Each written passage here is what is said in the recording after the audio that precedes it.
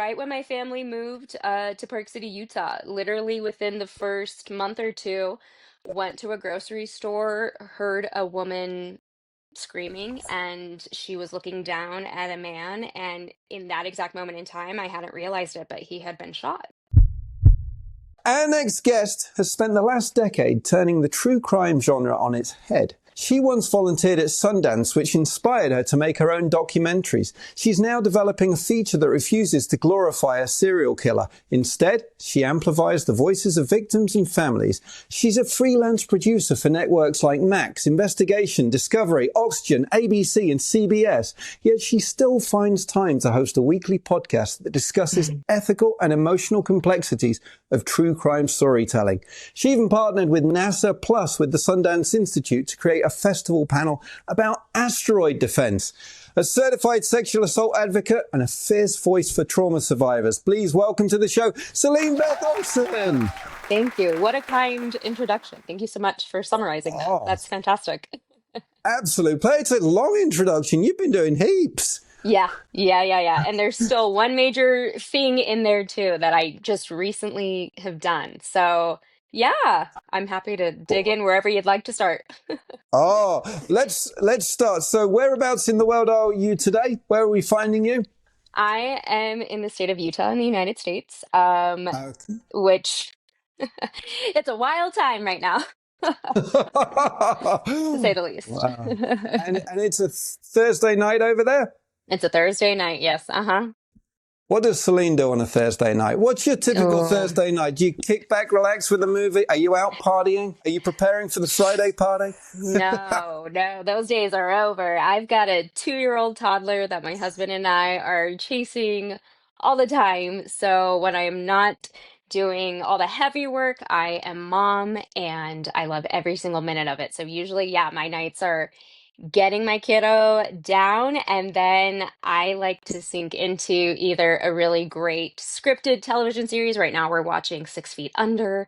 Um, Obviously, still just within like the darker lens of things. But I also watch a ton of reality TV too. So, Oh, my wife would yeah, love that. She loves her reality as well. I need it. Oh, Celine, let's go back to the start. So, Yes. little Celine, let's. hmm What did you want to be? That's a great question. Yeah, first and foremost, I grew up as a dancer. I always envisioned myself to continue dancing, and by the time I got to college, things weren't going as planned, and my eyes started opening up to other areas of the world, meaning storytelling. And I just didn't know what I really wanted to do until I took a Sundance class at the University of Utah. And it was a course that was done just in January. You would get to attend 8 screenings of your choice, whatever you could get tickets to. And then I had to write about every single film I saw. And that was kind of the moment that it was like, oh, maybe I want to make documentaries. And shortly after that, I was like, all right, I'm going to jump in. That's when I started volunteering for Sundance. And just by sheer dumb luck, I was placed in the documentary film program as an office assistant. And that's really where everything changed. My second year with the documentary film program opened my eyes to filmmaking, but what ultimately introduced me to my first feature-length documentary that's still in progress, which is Killing Theodore, which is, yes, about Ted Bundy. Loosely Wow. about Ted Bundy. You've been inspired by true crime. What inspired you to go in that direction? Was it just a natural passion to find out what makes these people tick, or? That's a great question. So, actually, I'm happy to announce my first short documentary will be released next year, telling my entire story of how I got into the true crime space. And I just finished it. I just finished. It's titled The Sundance Kid. It is literally a visceral mediation of becoming a Latinx true crime filmmaker, being Actual Parkite and raised in Park City and spending a decade of my life behind the scenes of the Sundance Film Festival. But I equally share what cases kind of opened my eyes. The first time I ever saw my first crime scene at age 6. Yes, I very much lived a life that ultimately brought me to my true crime era, if you will, as young as that. And watching like the Rodney King riots as a child, and my grandmother, it was literally happening on her street in LA. There's just so many layers of crime that has followed me.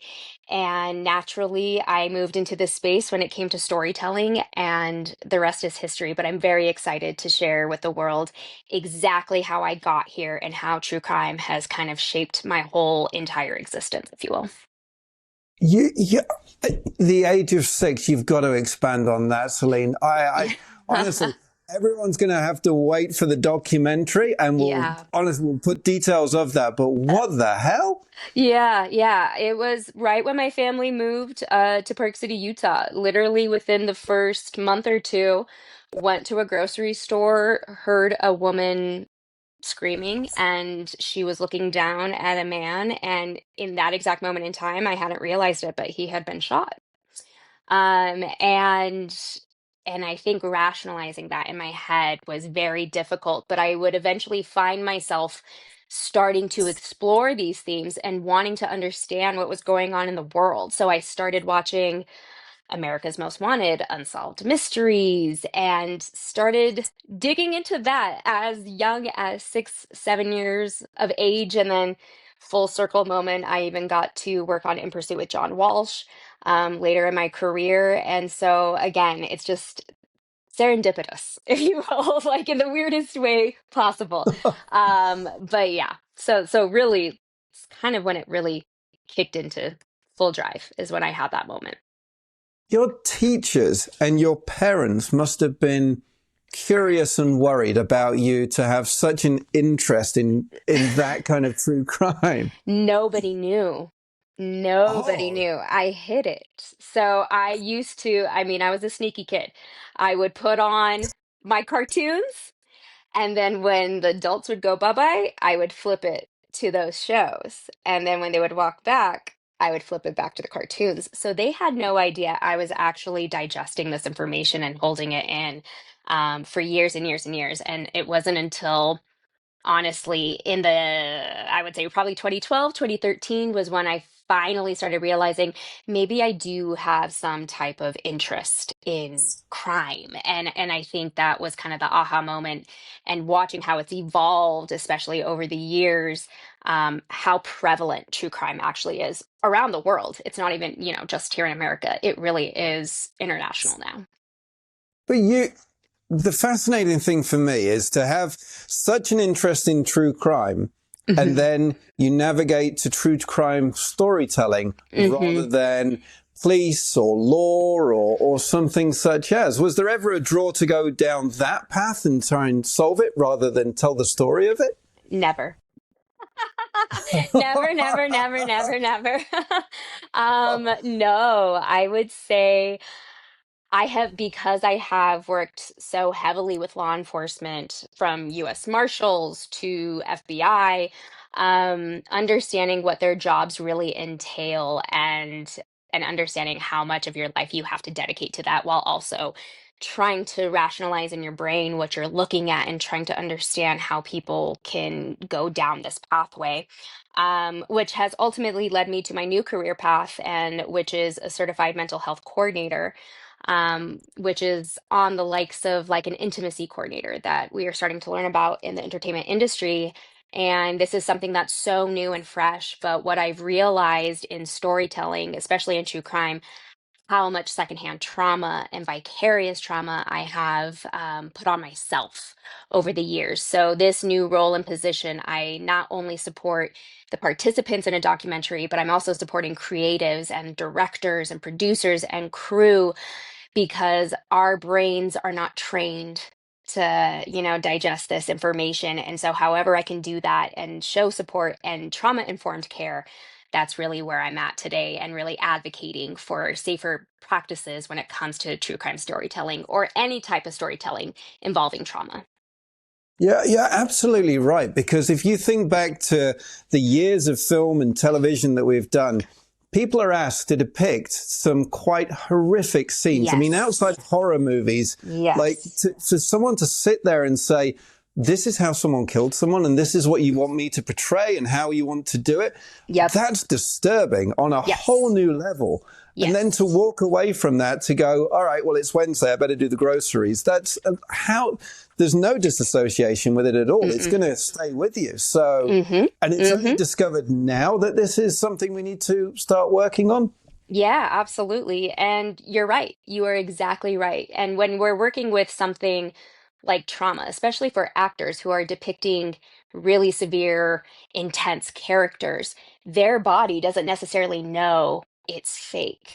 And so it's having to safely walk them through that. But because in the entertainment industry, they're just navigating naturally as artists, it hasn't been a real thought. But we think about all of these amazing films and shows that we are consuming.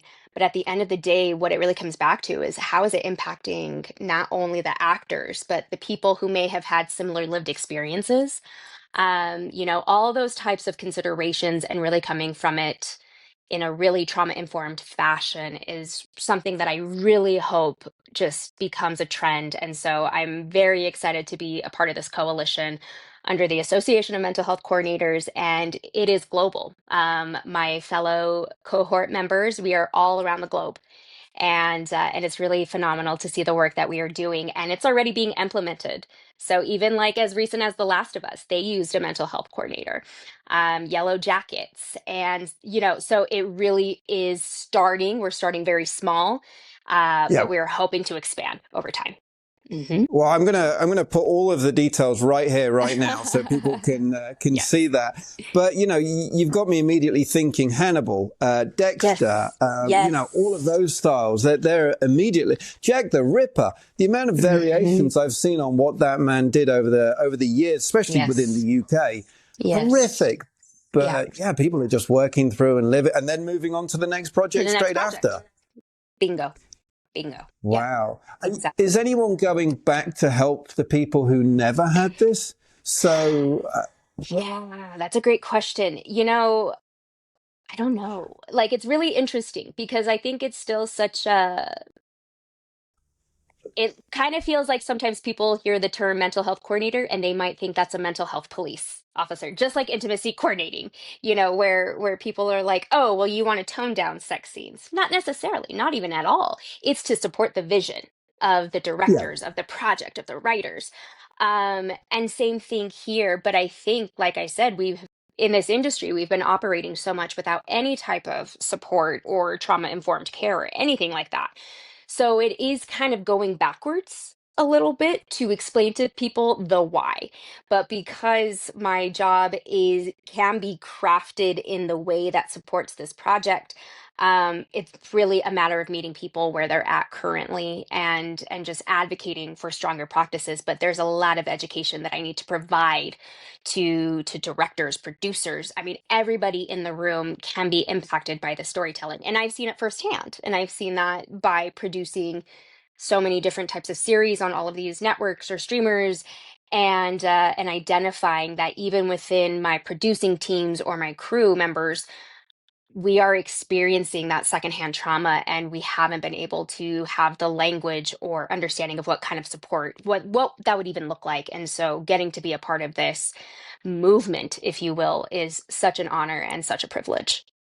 I love it. How do you know what to do in terms of, does someone say, right, we're producing Bob the Ripper today? Hmm. Hmm. Do you get a copy of the script to see Great what these question. people are going through, and how do Yes. you get involved? Yes, so that is very much a part of it, is reviewing a script, identifying all the areas that I could support in. How could I support this individual with the actor? Especially when we're thinking about the people that have to be the perpetrators, like you were saying, going into that type of headspace is really difficult. And then you also throw in method acting and what does that actually look like? Are you practicing self-care? I'm trying to understand, what they're fully, how they get into that space. But it can start as soon as they start writing the script. But if a script is already done, then that gives me the opportunity to go through, identify all those areas, assess risk, and offering the support to the actors, to the creative teams, whoever it may be, and allowing them to say yes or no, that they would like my support. And as you can imagine, some people are like, I already know what I'm doing. I don't need you. However, there's still some questions though, but what do you mean you can offer this, this, and this? And that's really how I spent my whole summer, was doing certifications and trainings. And so, I have training in suicidality. I have training in substance use, um, disordered eating, all of these areas that we are seeing depicted on camera. So how can I better show up and offer that care and support? And like I said, it feels a little bit like I'm going backwards before we can even move forward. It must be harder with some of the older actors who've been Yeah. doing this for 30 years and suddenly you show up on set and you're like, hey, let's talk about mental health. Let's talk about Yeah. how this will make you feel. And they're like, Yeah. I've done this for 20 years. I don't need you. You know what I Yep. mean? But they don't Yep. realize what they've processed. Exactly. And they don't realize too how I can better support, them in the long run, because I firmly believe once you have that care and someone offering that support to you, because I know it firsthand. I had a mental health coordinator on my short for this film because I had to do it in such a short span of time, and digging through trauma and sharing my trauma.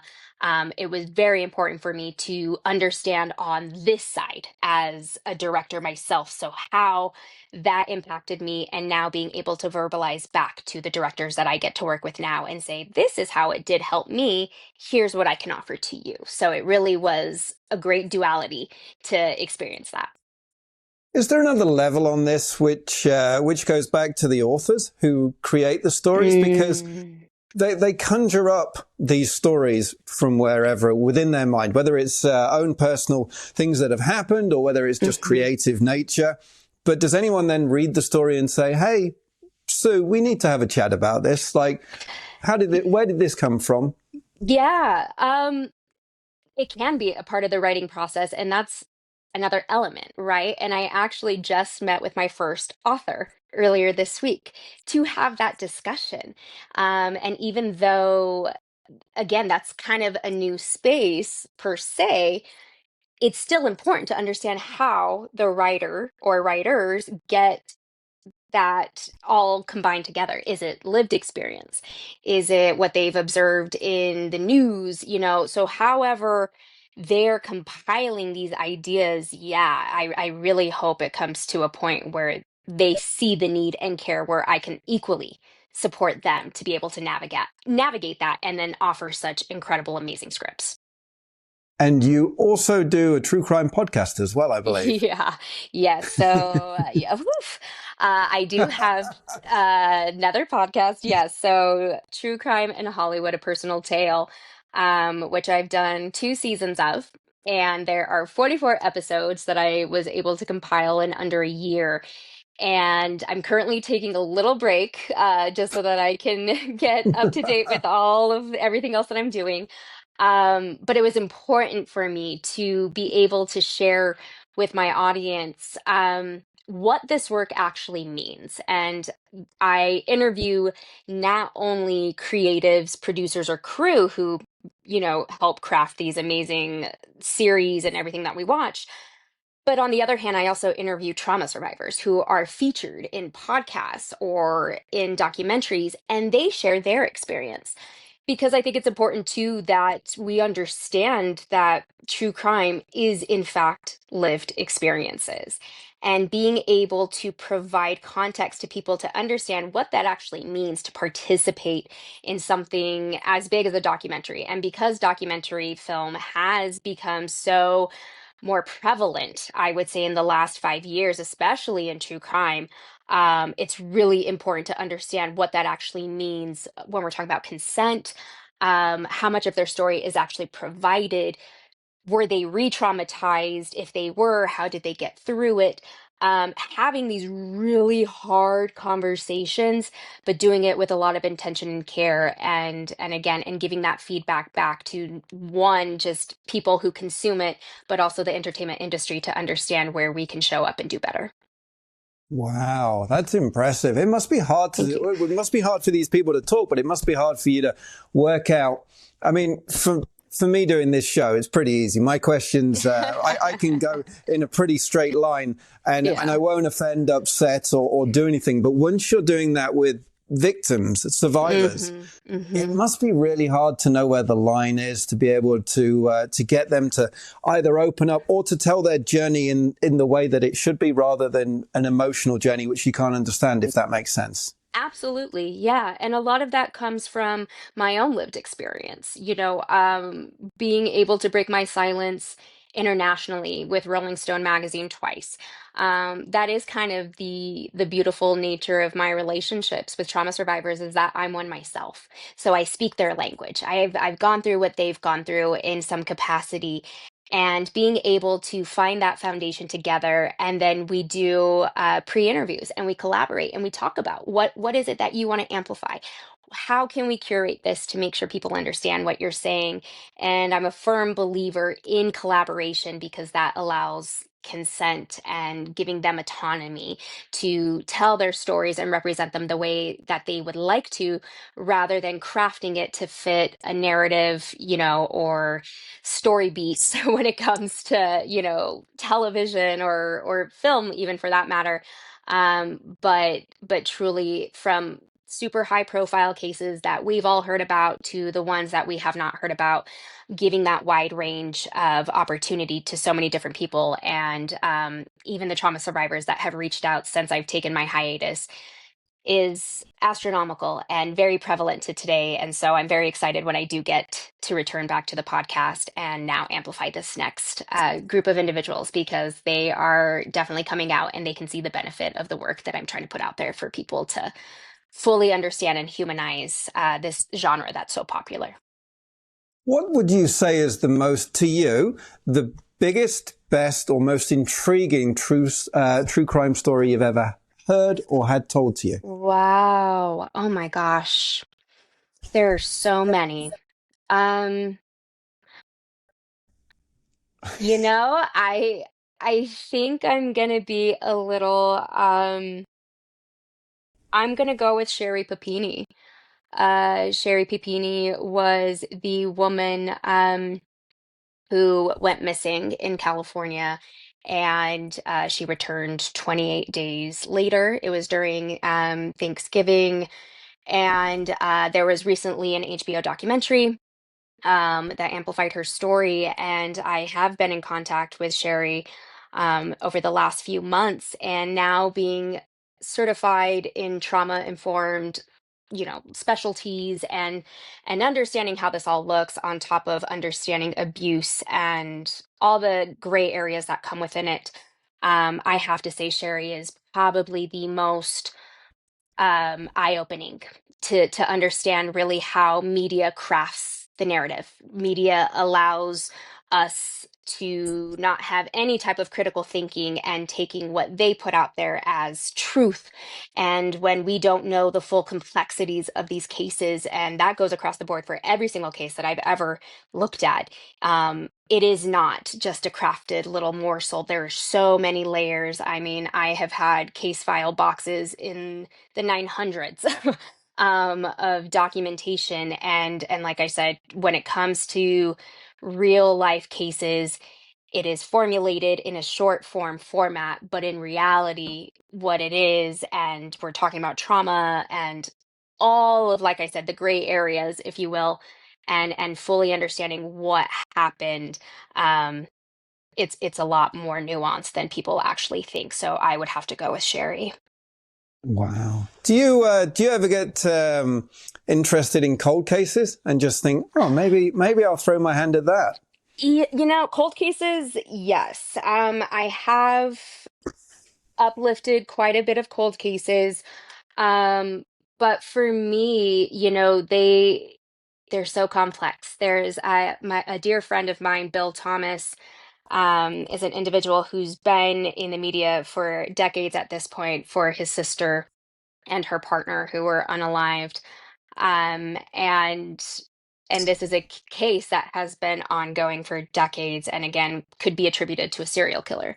And so it's really important for me to have people like Bill or Julie Murray, who is the sister of Mara Murray, um, come and talk about those things as well of dealing with cold cases, and I don't even want to say dealing, but living life with a cold case of your sister for both of them.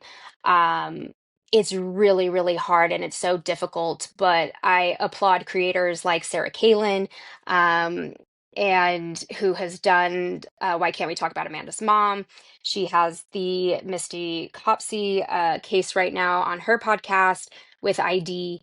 But there are a lot of individuals like her who are doing the hard work and boots on the ground to uplift cold cases. But that's one area that it's a tough one, and it really hits and hurts in my heart. Because yeah, I mean, there's so many cases out there that deserve the amplification, and like I said, it's really important for me to give those individuals a platform as well to share how that impacts them over the decades. Yeah. And you've also produced for Hulu, Oxygen, Mhm. CBS, and many more. What do you think people don't realize about producing a true crime for a big network? I mean, it's Oh got to be a man. mammoth activity, right? A lot of legal checks. I'll tell you Oh, that. Jesus. Yes, and it is it's a beast. It really is a beast to produce because you are on a strict timeline.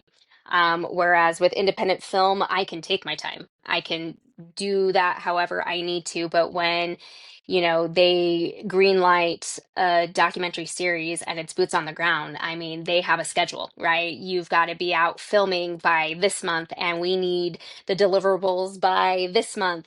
Oh, And it is stress. It is turmoil. But I have done such a variety of different stories and shows. I mean, In Pursuit with John Walsh, I was chasing fugitives, I was chasing bad guys all over the country. Whereas the Playboy murders, where, I am going in and digging into these cases both in present day and we're talking about decades ago as well, for the first season, and then something like The Real CSI Miami, where we're focused on forensic science and how some of these cold cases get solved, and the advancements of science is incredible. So operating in all these different types of stories while equally understanding how it all works, it's it's pretty impactful and it's incredible, but holy cow, it is so much work. So yeah, it's a lot. wow. Wow. Talking about the innovations of science, that must be so. With the DNA testing, and I'm sure there's a million other things I have no idea Yes. about, Yeah. starting to realize that these people who committed murders or did crimes back in, I don't know, God no, any time before 2000, and Hmm. now, only now can we find out who they are, and they've lived a life or they've got away with it, so to speak. Yes, That's horrifying. absolutely. And when you really think about how far the advancement has come, it's wild. I mean, even from the days of Ted Bundy, where they were looking at, dental impressions to try to solve the case, to where that's at today. It's pretty wild, but I realized producing that series, even myself, I don't even, fully understand how they were able to get to this point of being able to test, something as far as the dirt and, the waters of things. And because it was isolated to Miami, as you can imagine, the crimes were quite varied, Yes. in Florida. But at the end of the day, like I said, it's incredible to understand. I thought it was just touch DNA, and it is so much more than that. And kudos that is something that they continue to do and to push and to figure out how to close these cases to give these families justice. And that's really what it's about at the end of the day. Yeah, I agree. What's the fascination with Bundy? What drew you towards that story? Uh, that will also be revealed in the Sundance Kid. Oh, okay. But needless to say, it was all because I read Anne Rule's book, The Stranger Beside Me. And Anne had met Ted in Seattle in the 70s when they both worked at a suicide hotline. And when I learned that fact, I could not stop thinking about it. How can you be actively saving lives while taking lives? And it kept making me wonder, again, how people function in this world to be able to do good, but then you're doing this. And so I kept coming back to what were people's lives actually like, being impacted by a serial killer that we all pretty much know about or have heard about, because I'm a firm believer we don't need to hear Ted's story ever again because it's been done over and over again. But I will say that nobody has fully investigated what false narratives have been put out there, especially individuals who were involved in those cases and curating it to be able to sell their books, or be able to amplify their own stories. And I'm proud to say that my investigative journalism skills really came into play during this journey and process, and finally demystifying a lot of what we have learned to be truth when it comes to Bundy, and everything that I have found out to actually be, the lies and the truth. And I finally have a full understanding of where those actually lie, how systems failed so many women and girls because he did murder children. He did, very much was a sexual rapist, that most people don't realize or know. I have seen police reports from the 70s, women going and reporting that Bundy was actually out assaulting women back in Seattle.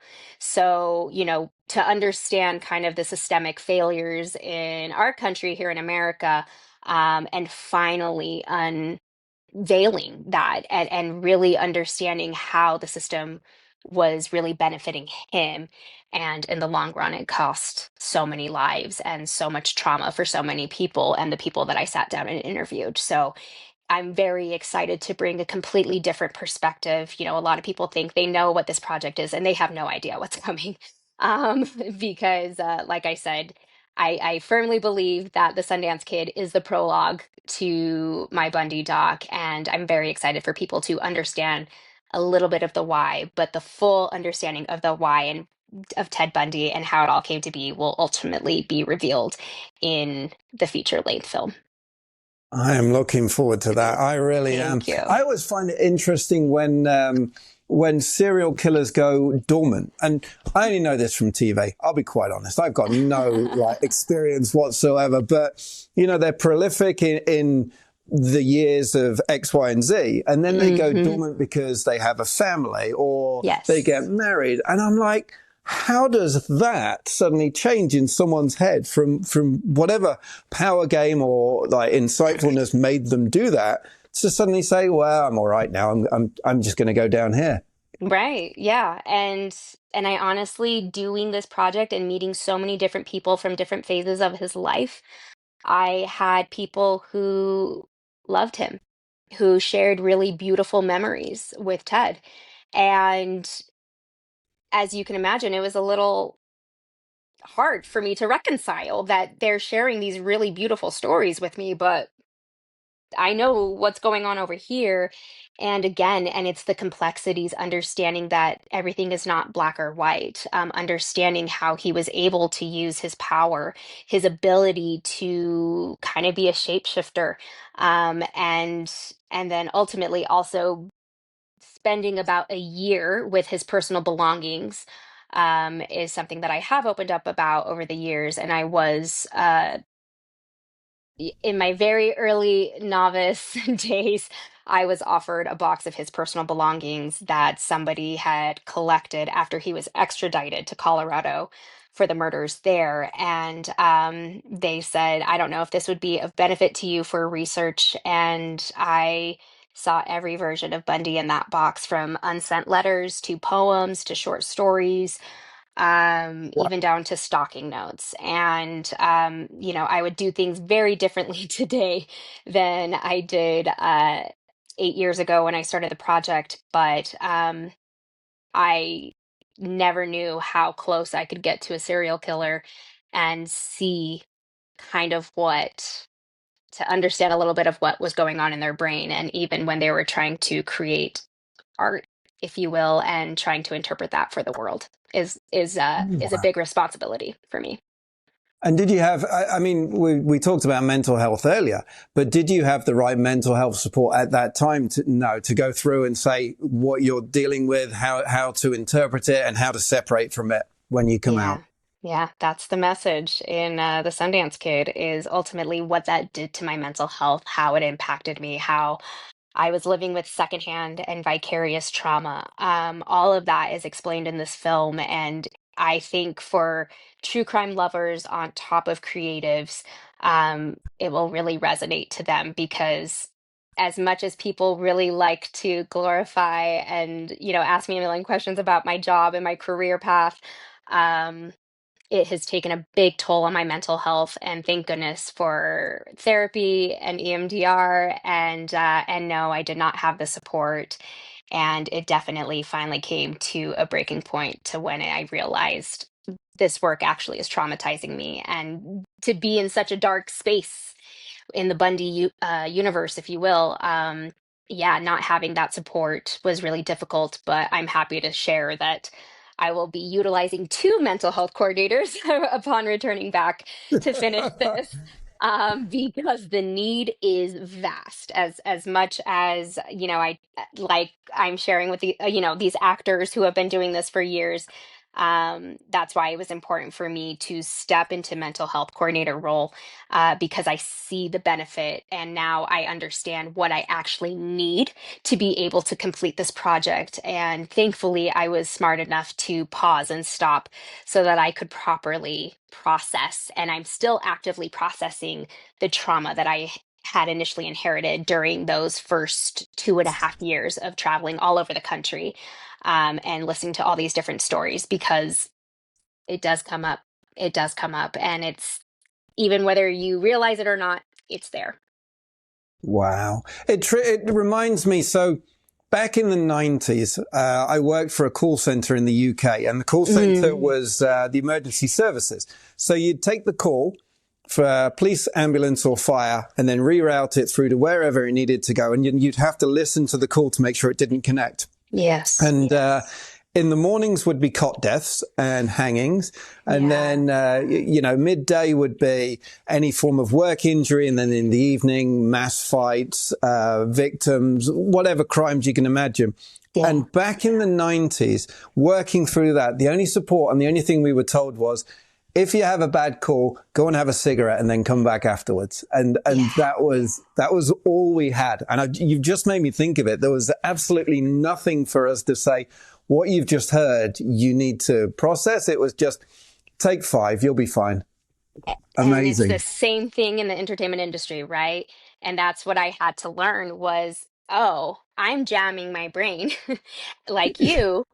Just like you said, this is just second nature. You know what shift you're working, and you know what you're possibly going to get. But which is why I'm taking some time off from the podcast, because I finally had to check myself and say, you know what? I have not taken an adequate break from producing or storytelling with true crime. And now that I'm shifting into this coordinator space, I have to put my mental health first in order to keep going and be able to show up for others who are actively going through this process as a creative. Celine, what's coming up for you in the future? What have we got to look forward Ah, to? man. Yes. So, needless to say, the Sundance Kid, as one can imagine, I submitted it to the Sundance Film Festival. It is still very competitive, so I don't know if it'll get in. But I am also submitting it to other film festivals, but ultimately it will be released next year regardless. And as I shared, it is such an important story, and to educate on what secondhand and vicarious trauma looks like, while also understanding this new role of mental health coordinator. And with that being said, if you are a creative and you're interested in learning more about mental health coordination, please feel free to check out my website, celinebethmhc.com. And then True Crime in Hollywood, A Personal Tale, I will be returning probably in February of next year. Because, like I said, I have not taken a beat or a break doing anything. I've just been true crime, true crime, true crime, true crime, and I'm finally at my point of, okay, maybe I should take a break. So I'm excited to return to the podcast when that time comes. But like I said, there's 2 seasons available everywhere that you get your podcasts, and please feel free to listen to those because, like I said, there are so many incredible people that I know. That they know, like household names, especially in America, while equally listening to those who maybe don't have the same amplification of their cases or their stories, and just really understanding what it means to go in front of a camera or, go on a podcast and share your story and how that actually impacts people. So, any variation of those things, that's what I eat, sleep, breathe is just ethics and true crime. And I love what I do. So, yeah. I love it. Celine, thank you so much for being here Thank today. you.